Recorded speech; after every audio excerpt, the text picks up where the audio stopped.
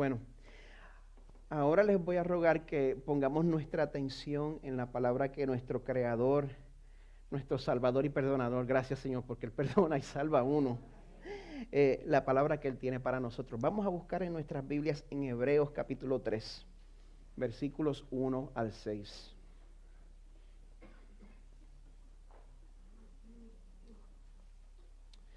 El nombre de nuestra prédica de hoy es Jesús superior a Moisés. Y nosotros seguimos cubriendo el libro de Hebreos en nuestra serie Jesús es superior. Y este libro, a pesar de ser tan teológico en su estilo, tiene un propósito muy práctico. El propósito de este libro es animar a los que lo están a los destinatarios de la carta. El autor los exhorta a que perseveren a pesar de la persecución que estaban atravesando. Y la misma razón que los motivaba a perseverar entonces aplica a nosotros hoy. ¿Por qué perseveramos? Una palabra, una persona, Jesucristo. Él es el cumplimiento de todas las profecías mesiánicas. Él es el único que tiene poder para salvar. Y también es el único que es poderoso para satisfacer el corazón más hambriento. Agustín decía, nuestros corazones permanecen incansables hasta que encuentren su descanso en ti, Señor. Y a medida que nosotros vayamos conociendo a este Jesús más y más, nuestro desánimo se va a hacer más y más pequeño. Yo se los garantizo. Así que presten atención para que podamos refrescar nuestras memorias y apreciemos a este Salvador. Como ya habíamos establecido, el autor dedica el primer capítulo entero a presentar a Jesús como la última palabra de parte de Dios para su pueblo. Y en el capítulo 2, el autor quiere que sepamos que el mensaje de salvación que hemos recibido viene de una fuente de autoridad absoluta. Y que ese mensaje nos dice que Dios va a restaurar a sus seguidores al propósito para el cual los creó, gobernar la tierra. Y que a pesar del dolor, el pecado y el quebranto que vemos alrededor, a pesar de todo el pecado, Jesús promete ayudarnos porque Él también fue tentado y se puede identificar con nosotros. Y esta presentación de la persona de Jesús nos prepara para el pasaje que hoy nos va a comunicar. Hebreos 3, 1 al 6, estoy leyendo de la Biblia de las Américas. Dice así la palabra del Señor. Por tanto, hermanos santos, participantes del llamamiento celestial, considerad a Jesús. Considerad a Jesús.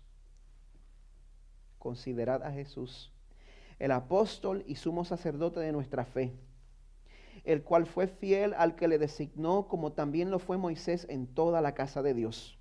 Porque él ha sido considerado digno de más gloria que Moisés, así como el constructor de la casa tiene más honra que la casa. Porque toda casa es hecha por alguno, pero el que hace todas las cosas es Dios. Y Moisés fue fiel en toda la casa de Dios como siervo, para testimonio de lo que se iba a decir más tarde. Pero Cristo fue fiel como hijo sobre la casa de Dios, cuya casa somos nosotros. Si retenemos firme hasta el fin nuestra confianza y la gloria de nuestra esperanza. Esta es la palabra del Señor. Y Señor, te damos gracias una vez más por enviar a tu Hijo Jesucristo, nuestra única esperanza. Tu Hijo Jesús que puso a un lado su gloria eterna en el cielo para personificar tu amor para pecadores, hacia pecadores como yo. Damos gloria a Jesús, nuestro sumo sacerdote, nuestro representante, nuestro mediador ante ti. El que después de haber hecho purificación por nuestros pecados se sentó a tu mano derecha porque cumplió su misión un 100%. Te damos gracias, Señor, porque siendo huérfanos, tú nos llamaste a tu casa. Ayúdanos a retener nuestra esperanza firme hasta el fin, en el nombre de Jesús. Amén. Bueno, yo he aprendido mucho sobre la naturaleza del ser humano a través de tener hijos. Y todos los padres están de acuerdo conmigo. Hay un comportamiento en particular que tienen los niños de edad preescolar, los párvulos, de 2 a 4 años. Y es un comportamiento que los adultos podemos considerar desesperante, pero yo creo que en verdad es una virtud. Quédese conmigo. Cuando un niño de esa edad más o menos encuentra una película que le gusta, todos los padres ya hicieron ¡ah! Se ha dado cuenta de que ese niño tiene la capacidad de ver esa película una y otra vez a lo largo de varios meses, todos los días, varias veces al día.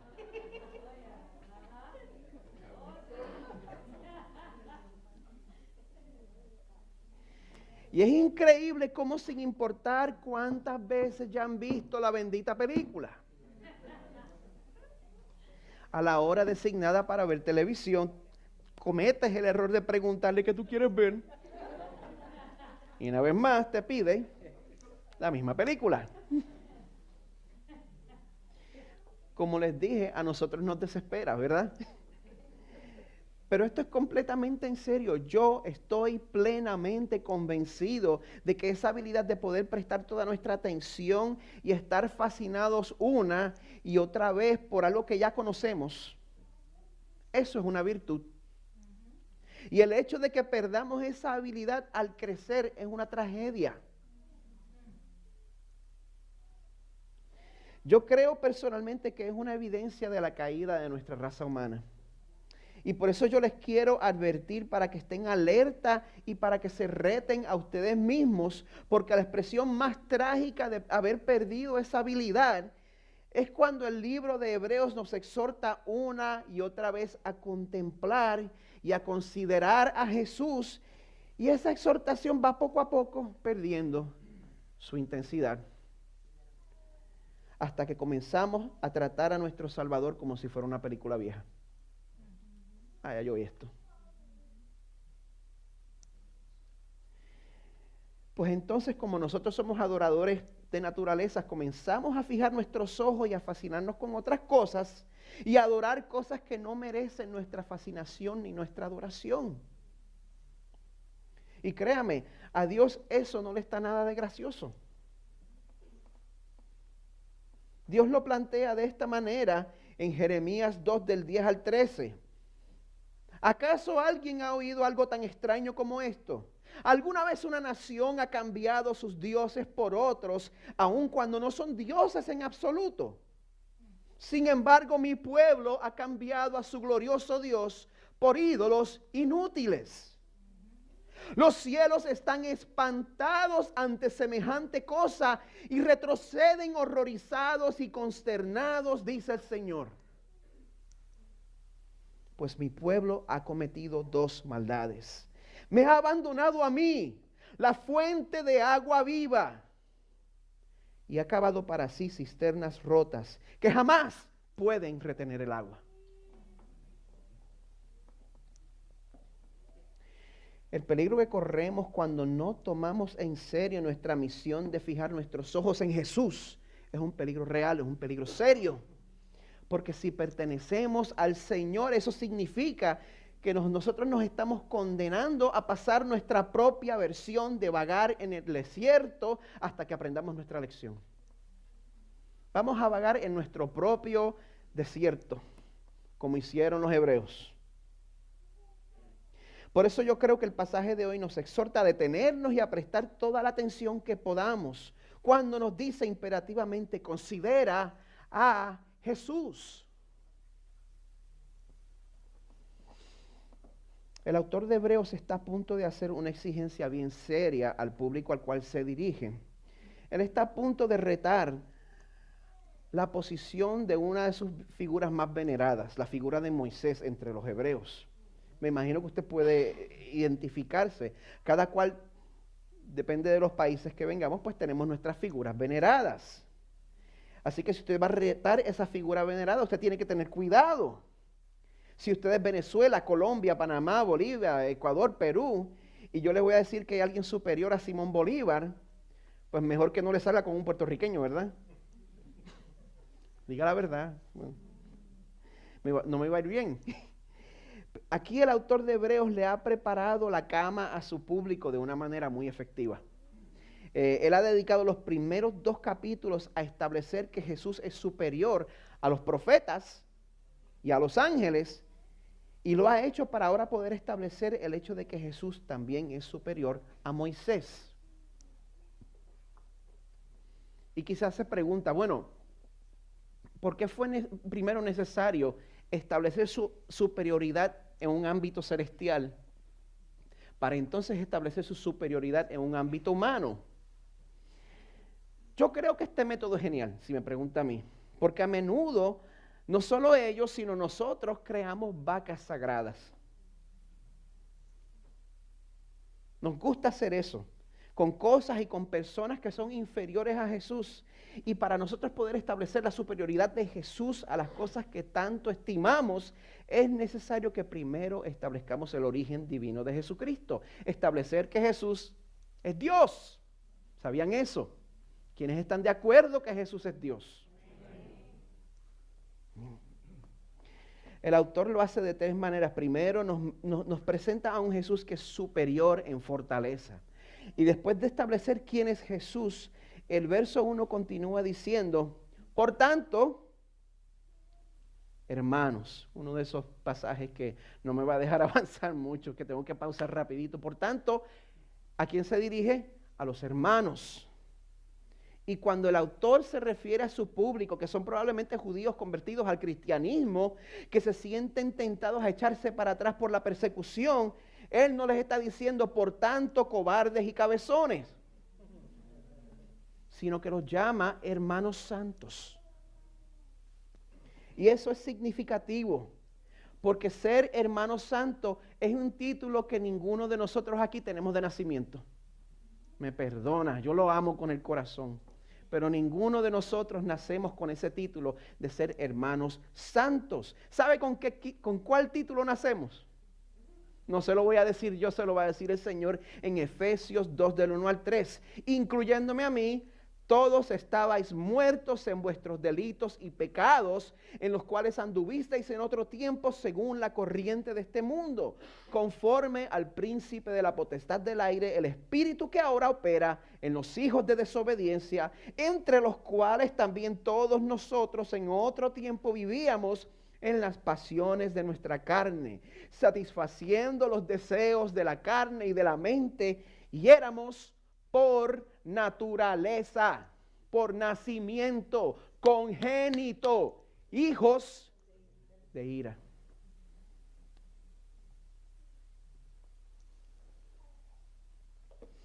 Se me trepa lo pentecostal, perdón.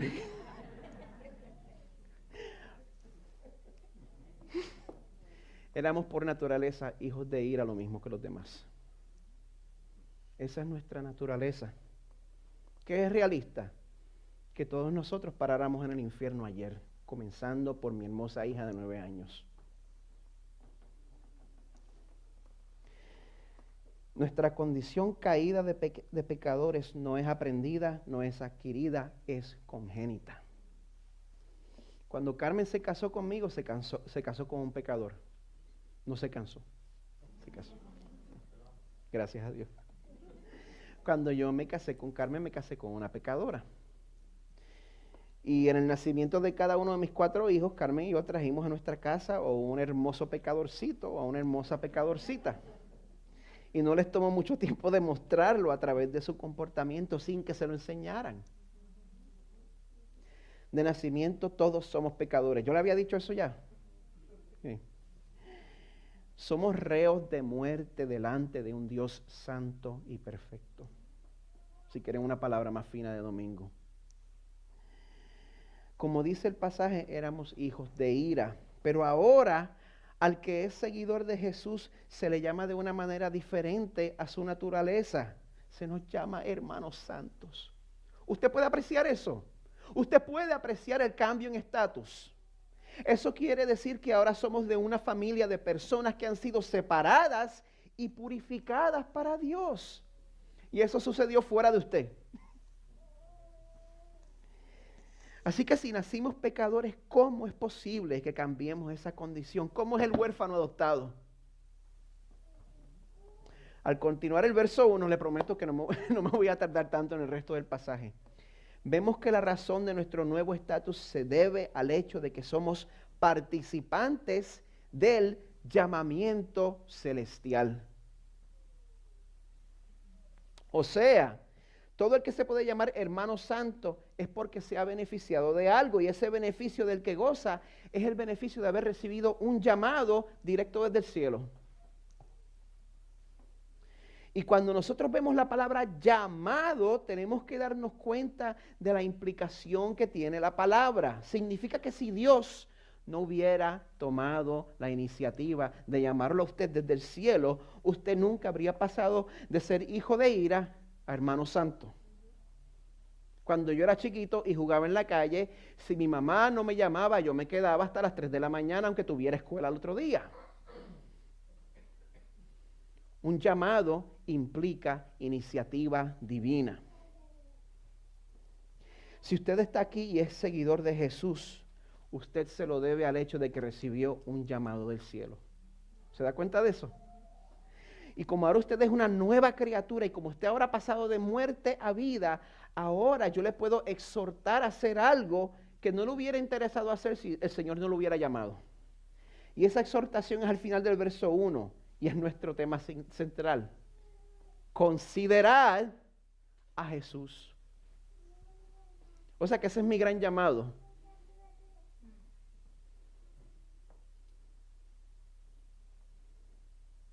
Eso es todo.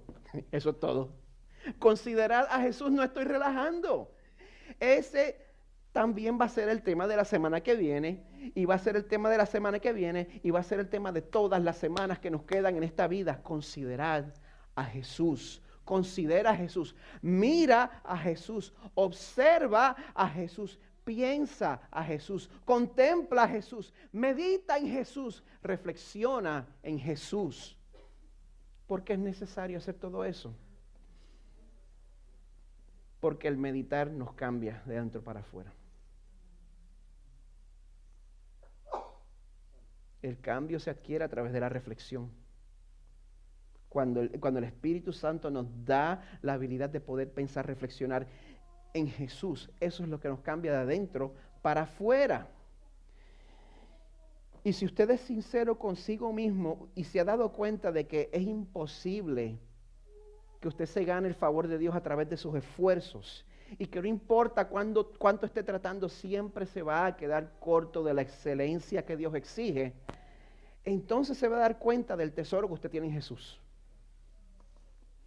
El único que puede satisfacer los requisitos del Padre en su lugar.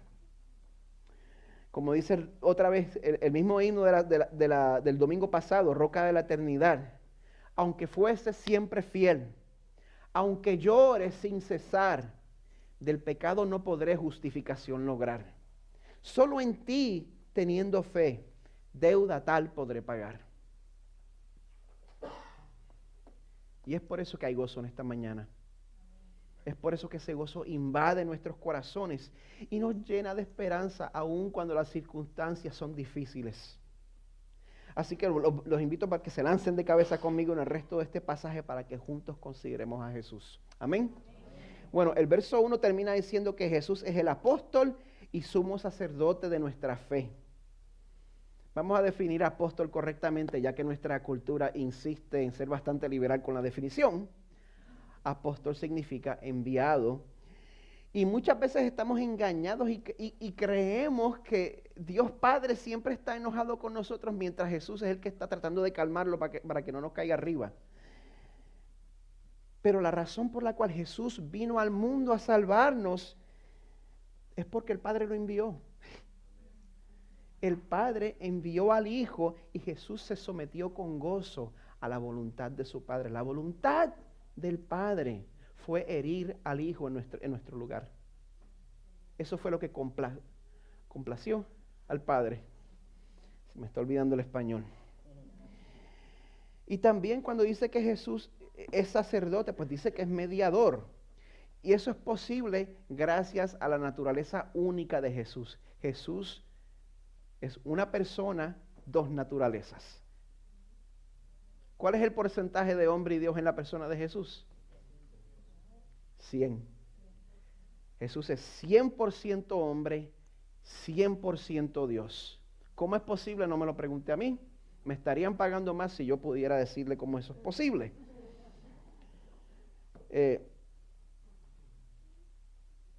Y como decía el pasaje de la semana pasada, lo que se llama el nombre teológico de eso es la unión hipostática de Jesús. Gracias a esa unión de naturalezas, como decía el pasaje de la semana pasada, debido a que Él mismo ha pasado por sufrimientos y pruebas. O sea que todos los sufrimientos y pruebas que Él pasó, Él no estaba haciendo trampa porque era Dios. Él los pasó como humano. Debido a eso, Él puede ayudarnos cuando pasamos por pruebas. Cuando usted pase por prueba, acuda al Señor. Él está listo para ayudarle. Él no está mintiendo.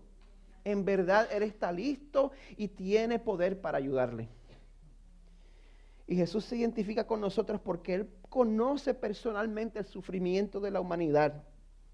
Porque Él se sometió, como dice el principio del verso 2. Él fue fiel al que le designó, como también lo fue Moisés en toda la casa de Dios. Para exaltar a Jesús no es necesario despreciar a Moisés, sino que podemos reconocer que entre nosotros, entre pecadores, Moisés fue un hombre único. ¿Cuán único? Bueno, no solo todas las cosas que sabemos en la Biblia, ninguno de nosotros ha dividido el Mar Rojo, ninguno de nosotros ha un palo al piso y se ha convertido en una serpiente. Yo no sé, si esto le ha pasado a usted, por favor déjemelo saber, pero esa no ha sido mi experiencia. Pero aparte de todo eso, Moisés tuvo una intimidad con Dios sin precedentes. Dios habla sobre Moisés en Números 12, 7 al 8. Oigan lo que Dios dice sobre Moisés. Mi siervo Moisés, en toda mi casa, él es fiel. Cara a cara hablo con él.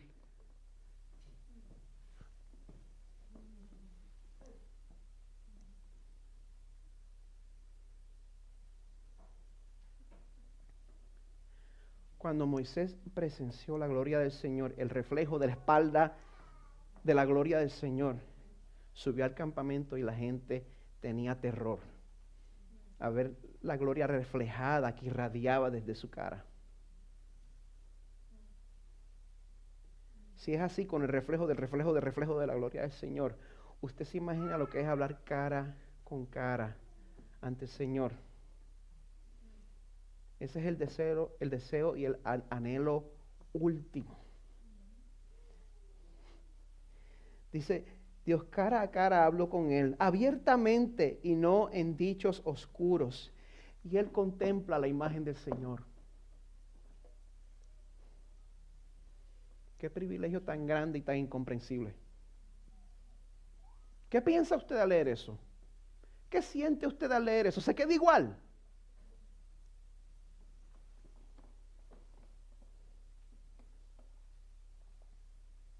Lo menos que podemos decir es que entre pecadores, pues Moisés es excepcional, pero ¿sabe qué?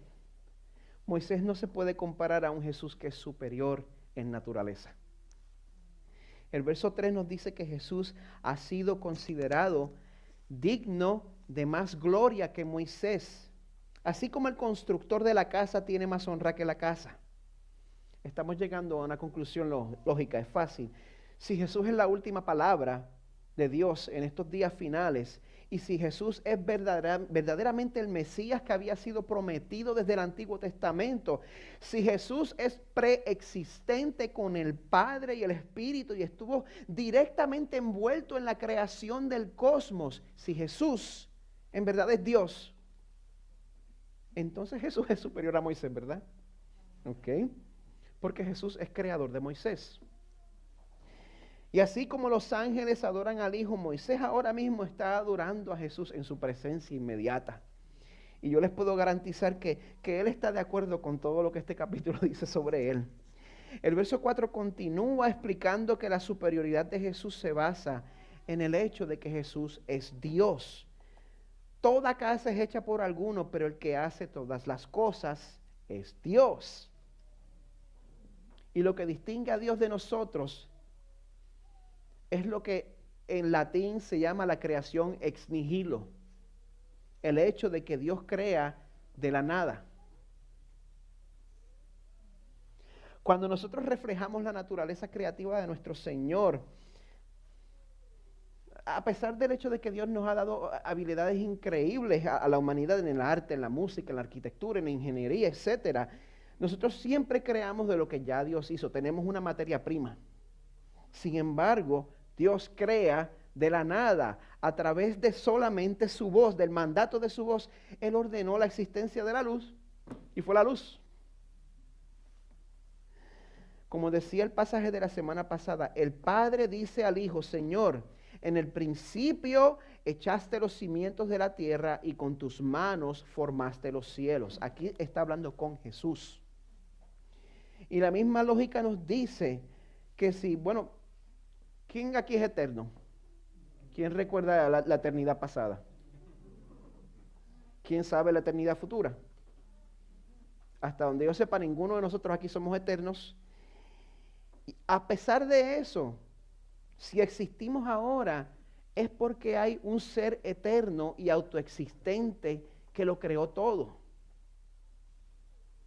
Porque si en algún momento en la eternidad no hubiera existido nada, ese sería el caso todavía. Porque ¿qué sale de la nada? Nada. Se necesita una fe ciega para afirmar que súbitamente y de la nada, de momento salgan los cielos, los ríos, los mares, las montañas, las hormigas y las cucarachas. Pero Jesús es Dios, Él es la causa principal que no fue causada. Él es nuestro creador, nuestro sostenedor. Colosenses 1 nos dice que en Jesús fueron creadas todas las cosas, tanto en los cielos como en la tierra, visibles e invisibles. Hay tantas cosas que nosotros ni siquiera conocemos en esta creación, ya sean tronos o dominios o poderes o autoridades, y todo ha sido creado por medio de Él y para Él.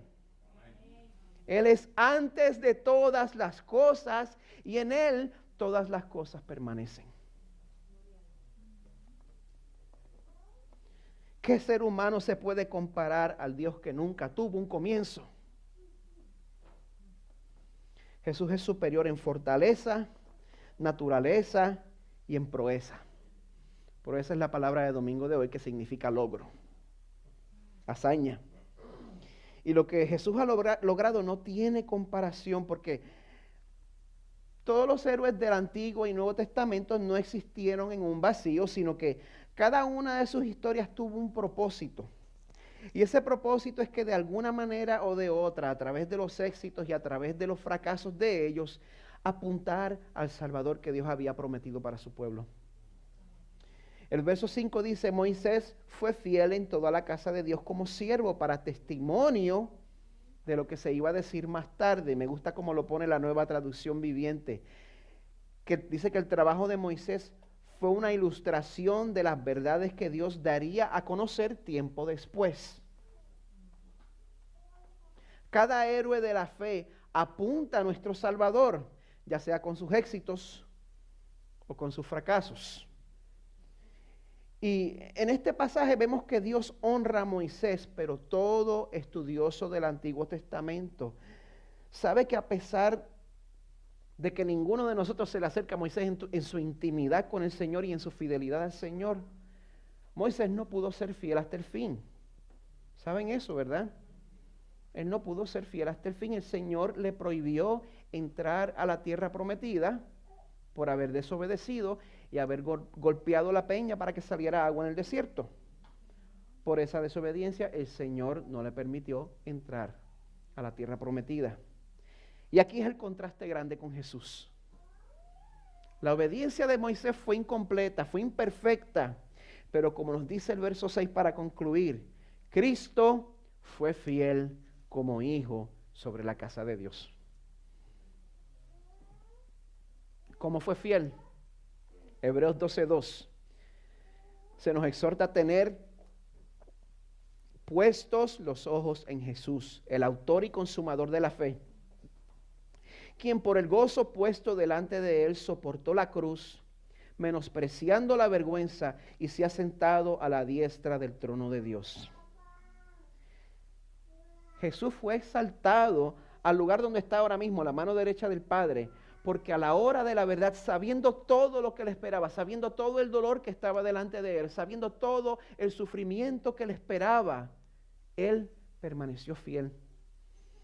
Y dijo: Padre, si es tu voluntad, aparta de mí esta copa, pero no se haga mi voluntad sino la tuya. Él estuvo dispuesto a sufrir con el propósito de edificar y construir la casa de Dios. Y al continuar el verso 6 vemos que esa casa somos nosotros. Dios declara que su pueblo es su casa. Si usted pertenece al Señor, usted es parte de la casa del Señor.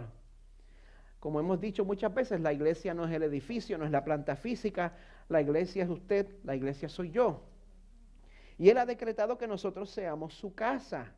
Y la única manera de pertenecer a esa casa la podemos ver al final del verso 6. Dice que nosotros somos casa de Dios. ¿Con cuál condición? Si retenemos firme hasta el fin, ¿qué? ¿Qué hay que retener firme hasta el fin? Nuestra confianza y la gloria de nuestra esperanza. Cuando leemos esa frase, retener firme hasta el fin, pues rapidito queremos saber cuál es el muro que nosotros tenemos que defender hasta la muerte.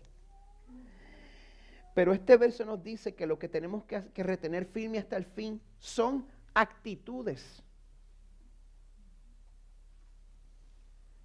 Tenemos que llegar hasta el fin con corazones llenos de confianza y esperanza en lo que Dios ha prometido. El problema es que nuestros corazones pues tienden a tambalearse junto a la marea. Yo soy así. Yo estoy disfrutando ahora mismo el poder predicar delante de ustedes. Y yo puedo disfrutar, predicar un sermón, compartir la palabra del Señor y deprimirme increíblemente el domingo por la tarde.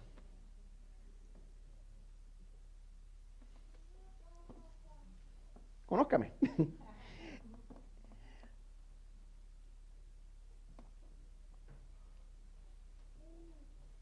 Yo encuentro, no sé, cualquier oposición en mi vida, encontramos algún problema y nuestra primera reacción es dudar. Y rápido pensamos: ay, Dios no me ama. ¿Le ha pasado a usted? Me ha pasado a mí. La pregunta es: ¿cómo puedo perseverar y mantener mi confianza en Cristo cuando la vida me está desanimando? ¿Cómo puedo confiar en Jesús cuando tuve que salir de mi casa corriendo en Puerto Rico porque está destruida y ya llevo un mes y no hay luz? ¿Cómo puedo confiar en el Señor cuando no puedo confiar en el gobierno de mi país?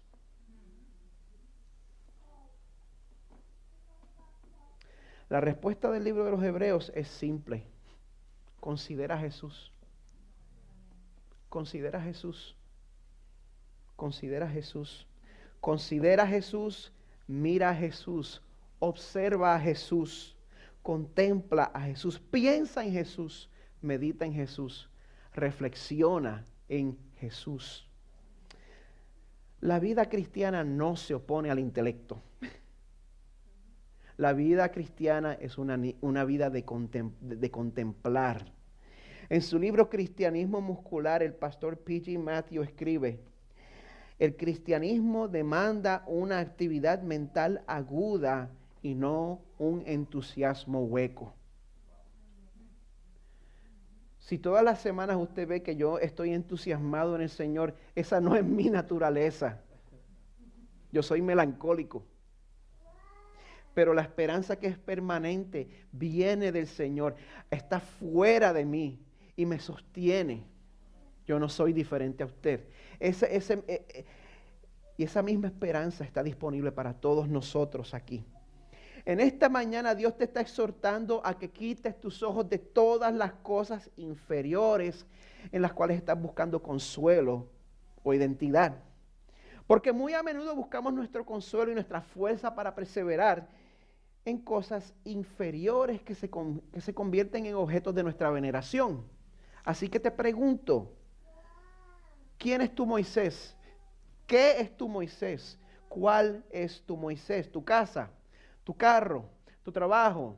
¿Matrimonio? ¿Hijos? ¿Ministerio? Todas estas cosas nos van a fallar eventualmente. Todas. Pero contemplar la superioridad de Jesús es lo único que nos va a ayudar a perseverar. Así que, creyente y no creyente, a todos los que estamos aquí, ¿estás cansado de vagar en el desierto?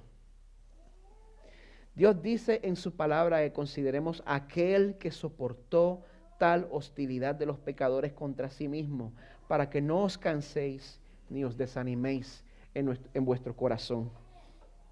No creyente, ven a casa, confía en Jesús. Creyente bebé, ven a casa, confía en Jesús. Creyente maduro, ven a casa, confía en Jesús. El equipo de adoración puede pasar.